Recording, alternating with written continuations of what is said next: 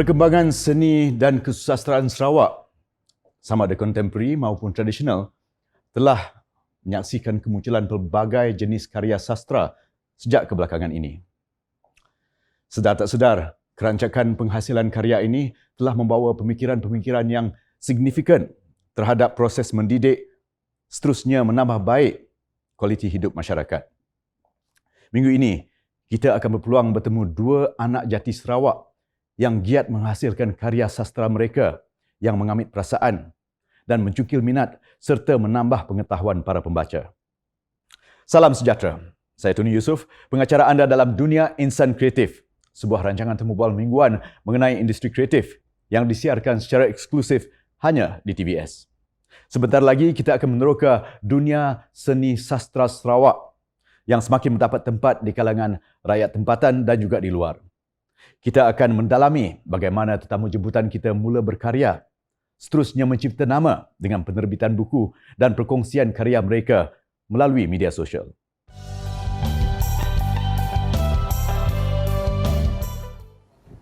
Kita sekarang berada di Cafe Pastryville yang terletak di Oasis Bandar Utama, Petaling Jaya. Tetamu kita pada minggu ini adalah seorang lagi anak muda Sarawak yang teguh memperjuangkan kreativiti dan seni sebagai kerjaya pilihannya. Walaupun pada usia yang muda, beliau telah pun berjaya menerbitkan sebuah buku puisi yang mengandungi karya beliau pada 2 tahun lepas bertajuk Cartography, Poems, Stars and Stories. Bersama saya sekarang, Miss Chloe Ling. How are you, Chloe? I'm okay. I'm doing good. Yeah. Can you tell us a little bit more about yourself? Okay. So I am what they call a multidisciplinary storyteller. It means that even though I do write poetry, I do a lot of forms of other storytelling. Things like public speaking. I do that as well. I like talking about stories, which is why I also teach history and drama. Right, Yeah. I talk about dead people and I talk about fictional people. Like, so That's a cool way of putting it. yeah, So yeah. where do you teach exactly? I currently teach at Sri KL. It's in Subang Jaya here in Selangor. So you were born and raised in Kuching, were you? Yeah, I was born and raised in Kuching. Okay, so you look very, very Kuching lang lah. Yeah, very Kuching lang, correct. Same here. Yeah. And what inspired you to start writing poetry? How did you get started? When I first got started in poetry, it was a time where there was this little poetry scene, I think, bubbling in the Okay. indie, like underground scene in Kuching. There was this period of time where there were a lot of little initiatives that were popping up around Kuching. There was sort of like an arts house that popped up. It was called Okay. House. They're still around. Right. Yeah. Right. House Wordsmiths of Kuching was where I first started dabbling in spoken word poetry. Okay, can you tell us a little bit more about your book, Cartography, Poems, Stars and Stories? How's the reception been so far? The reception has been actually it's been good so far. As Right. in like because it's my first book, there were a lot of things that I didn't know. But I felt that actually it did meet a lot of my expectations. Things like the pre-sales were really good. Right. The pre-sales were really good. Most of the audience was my friends, of course. Friends. You start people. off that way. You get all the Yes. friends to support you first, right? Exactly. And I also managed to distribute it to MPH and Popular. So I would say that just creating this book and then being able to distribute it, I would say that I'm pretty happy. Wonderful. Yeah. And what inspired you for this book? Okay. So I really love stories and I also really love poetry. So if you notice, the thing about stories is that there's always some narrative structure, right? Like like there's a beginning, a middle, and an end. But often you don't find that in poetry books, which is fine. You know, you open a poem and then you read it and then you feel something and then you move on. But I wanted to blend those two elements together, like still poetry, but I want to convey growth of some kind. So Right. this book, Cartography, it's about maps, right? So it's sort of like a process of growth. So if you open it, you'll notice that I have several chapters, shelter, home, faith. So it's sort of like an exploration of poems. No, it's an exploration of concepts and ideas and how those have evolved for me, at least, over time. So you discovered Wordsmiths of Kuching, Yes. otherwise known as WOK, Yes. right? WOK. Yes. And it's a local community nurturing creative minds Yes. in storytelling and poetry, and Mm. it's obviously sparked your interest even more in poetry making. Mhm. Now, in your opinion, Mm. what's the reception been like, especially among the younger generation in Kuching and in Sarawak in general, with regards to poetry and storytelling? I think when I was still in Kuching, I was very, very fortunate to have like that little scene just so I could, like, I feel like I've grounded myself so that when I came over to KL, I've developed sort of roughly my voice, you know. Okay. But that being said, I feel like the scene in Kuching, when I was there like 2 or 3 years ago, it was very, very supportive. There were a lot of young, I wouldn't say a lot lah, but you know, we attracted people. We attracted people, yeah. right. But it's like that with the indie scene, you know, the things that are more underground, less Right. mainstream. Yeah. There are not a lot of people, but you do get people, you know, Yes. that are interested in the craft. Right. Yeah. Way to go, Kuching. Yeah, right? Way to go, Exactly. Sarawak. Yeah. So if you're in Kuching, they still host shows. Okay. So yeah. Yeah. Yeah. So with that in mind, do you think Sarawak's literature or writing works are gaining some sort of traction? I think that Sarawak has a lot to offer in terms of our stories, just because our demographic is so unique. You know, Yes, yes. we like so much of our society and our culture is, we have like folklore, and then we have like Chinese influence and Malay. So there's a lot of melding and amalgamation, and as a result, we produce work that's very unique. Yeah, I think. yeah. That being said, I think that The variety is enormous. correct. The variety Right. is enormous. In that respect, do you think then establishing a writing career outside of Sarawak, do you think that's, say, better? I think that for purely creative writing, it's difficult to survive. It's difficult to make like your bread and butter just purely on that. Right. But that's not a purely Malaysian problem. It's just Yes, across the everywhere, board. right? Exactly. Yeah. Besides the poetry that you've published, you also share your works through social media. Yeah. Namely through Instagram and Facebook, and Mm. through your handle Chloe Ling in Motion. Yeah. Right. Remember, look it up, Chloe Ling in Motion. So how do you think social media has impacted publishing creative business? I think that poetry in itself, or the method in which poetry reaches out to people, Right. has changed. Like the rise of Insta poetry, you know, like if Insta poetry. yeah, are you familiar with that? Like Not this at one all. sentence. Okay, so I'll tell you what it is. It is like it is literally a square, like Instagram square, Okay. with like a few sentences on it. Right. Yeah, yeah. Okay. I've seen people. Yes, people publish it. Okay. Yeah. So that's yeah. called Insta Yeah, that's called poetry. Insta poetry. Wow, yeah, I didn't apparently. know it was an actual thing. Yeah, Okay, yeah. okay, It's a thing that okay. people made up and now people understand. So it's a thing. Right. Yeah. So generally, if I were to really generalize, I would say that if you're a poet or if you're someone in the literature scene, you would have two reactions. Either you like it, or you really, really hate it. It's like, oh, you know, Either why ways, is it provokes something, right? Yes. It invokes something. yes, Okay. exactly. So,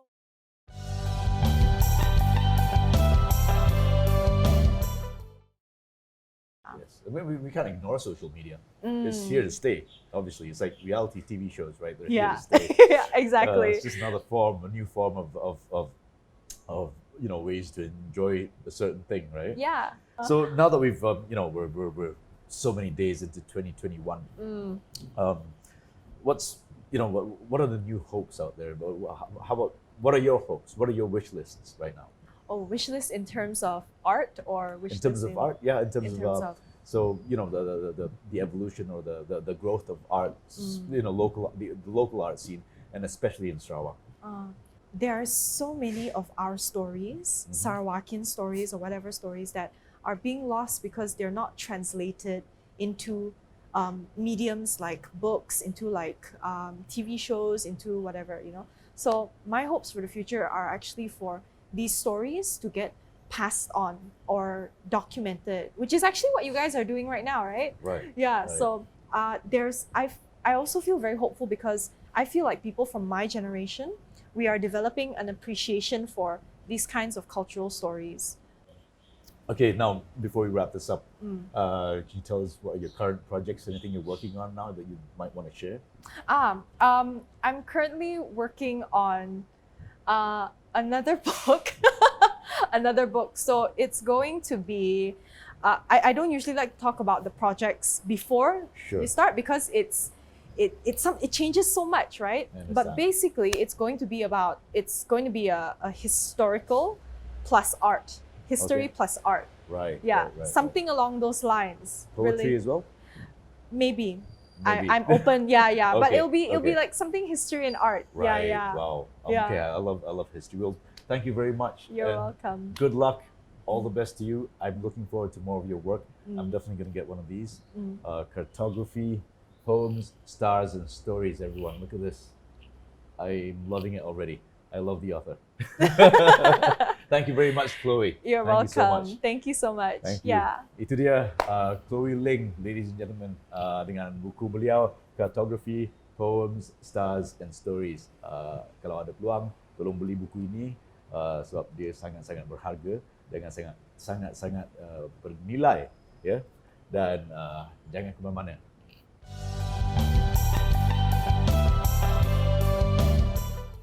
Tetamu kedua kita juga seorang anak muda yang teguh memperjuangkan seni sastera Sarawak, terutamanya dari suku kaum Kayan.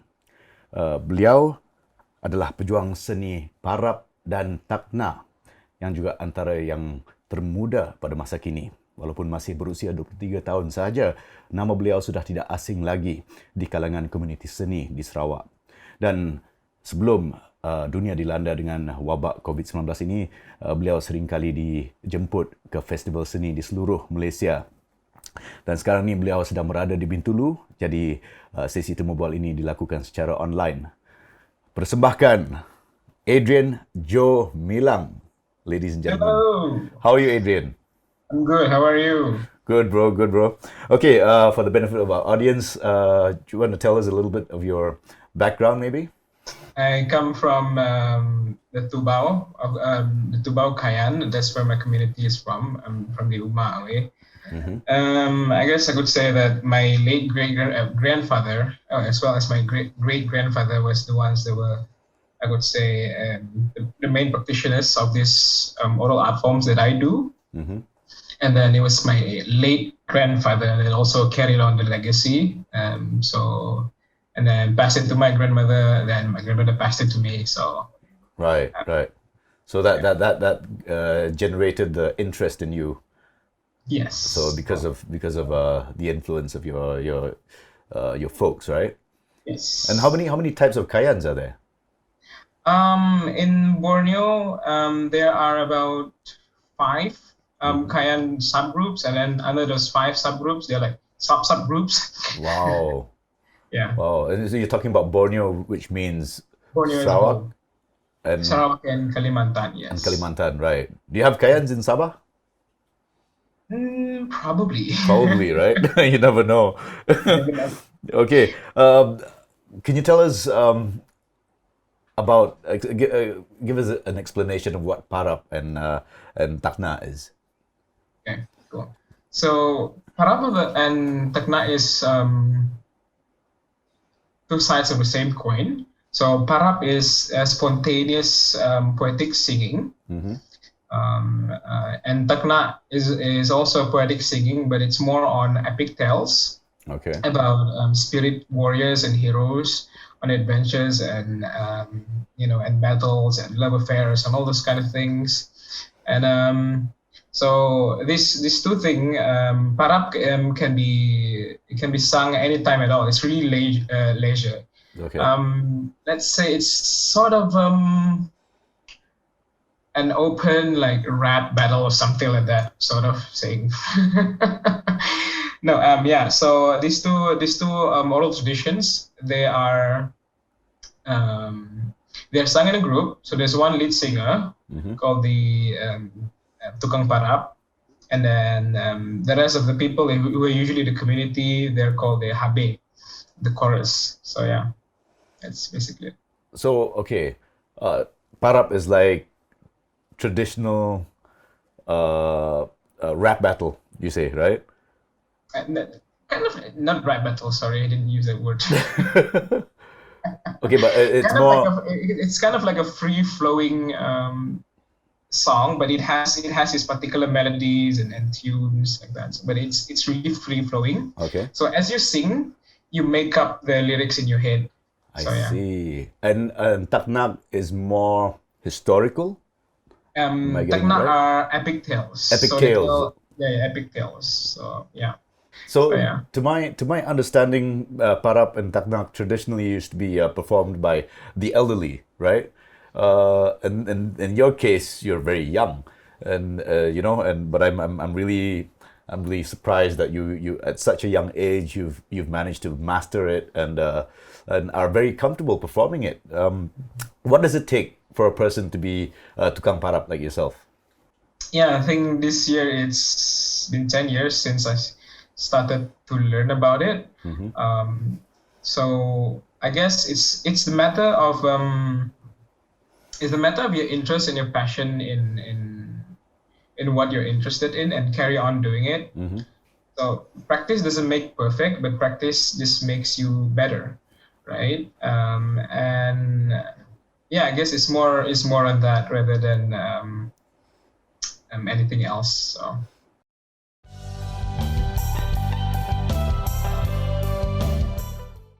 How's the reception, say, within the community among the young Kayans out there? I mean, like, do the younger generation appreciate it as well as we'd like to think, or how? Oh yeah, yeah, they definitely do. Especially my cousins. Any chance they have, although they, I think they're starting to learn how important this is as well. Right. So wherever we go, if we meet somewhere, they'll just try to like um, induce me to sing one or two lines, and then ask me to teach them like one or two choruses they could follow. So yeah, I guess it starts with that. So. And then, in your experience, having performed your parap and your taknak, what's the reception like from people outside of your culture? Say when you perform it in an arts festival in the country, do people from outside of your own community, outside of your own race, come up to you and give you positive responses? Oh yeah, they do. It's more of on the the singing or the melodic sense rather than the language, of course. Although we do have translations and everything for everyone to know. But yeah, it's been pretty good. Okay, for the benefit of our audience here, would you care to maybe recite a tiny excerpt of the parap? Okay. Okay, this one doesn't need a chorus particularly. So. Okay. Lirong lingi kulingi ning anak we magal matong tubog paganliran. There you go. Wow. I mean, basically, I just wanted to hear the Kayan being spoken there, or being sung in your case. Thank you very much. Thank you very much. It does sound very, very melodic and very, very enchanting.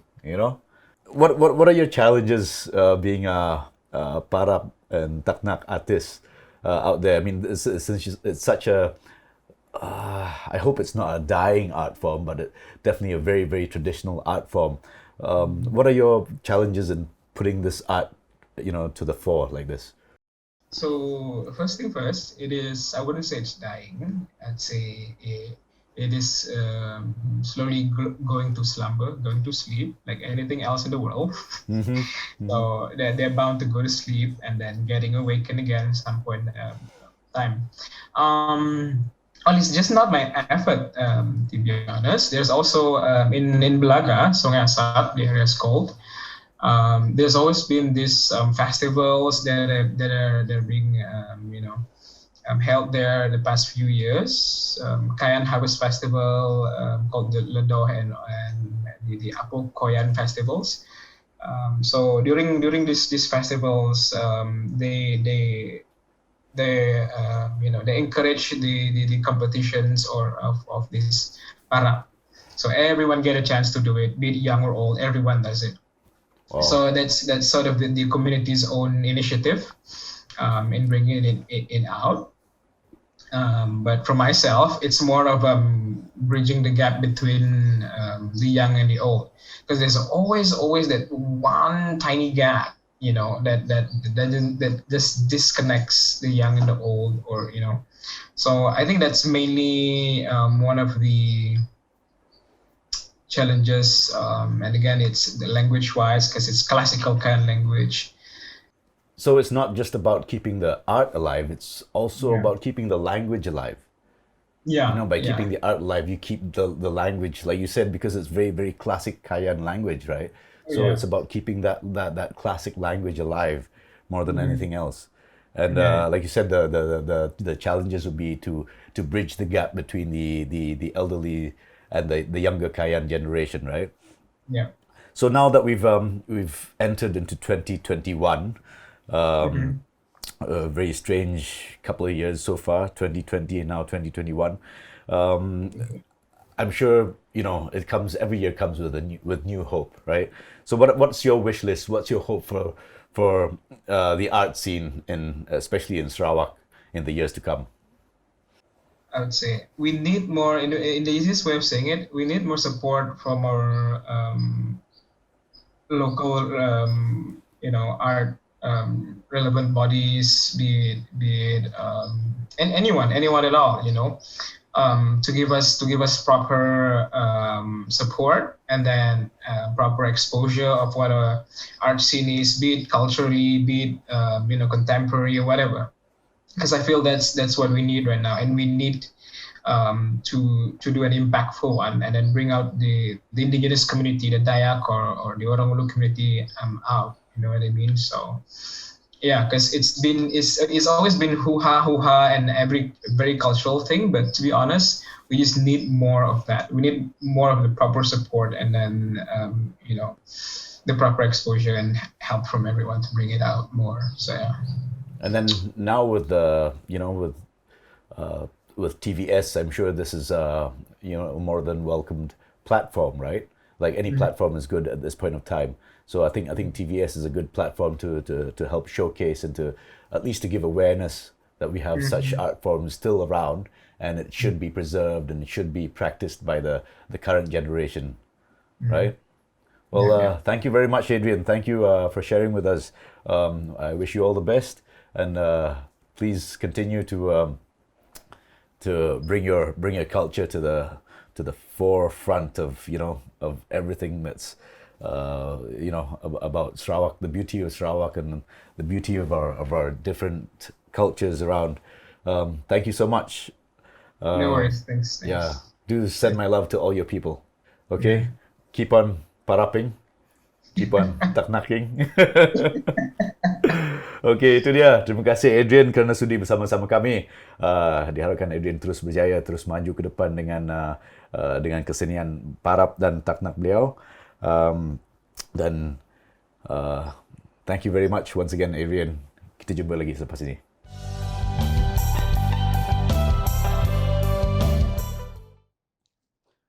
Falsafah kesatuan dalam kepelbagaian sepatutnya menjadi asas dalam karya sastra kita, kerana ia dapat merangsangkan kerukunan di kalangan rakyat Sarawak. Segala perbezaan pandangan, orientasi, idealisme, bahasa, budaya, kepercayaan dan agama patut diraikan dan dijadikan ilham utama ketika menghasilkan sesuatu karya, kerana ia dapat menyatukan pelbagai kaum di Sarawak. Usaha perlu ada untuk terus memperkasakan bakat golongan muda di Sarawak dalam kesusastraan dan penulisan. Langkah proaktif perlu diambil untuk mencungkil bakat-bakat baru ini, selain memertabatkan hasil karya yang sedia ada agar tidak hilang begitu sahaja. Sampai sini saja episod minggu ini. Terima kasih kepada tetamu kami kerana sudi meluangkan masa. Setinggi penghargaan kepada Cafe Pastryville, Oasis Bandar Utama, Petaling Jaya, dan Perdana Suite World Trade Center Kuala Lumpur kerana menaja lokasi kami pada minggu ini. Saya Tony Yusof. Kita jumpa lagi minggu depan di dalam dunia insan kreatif.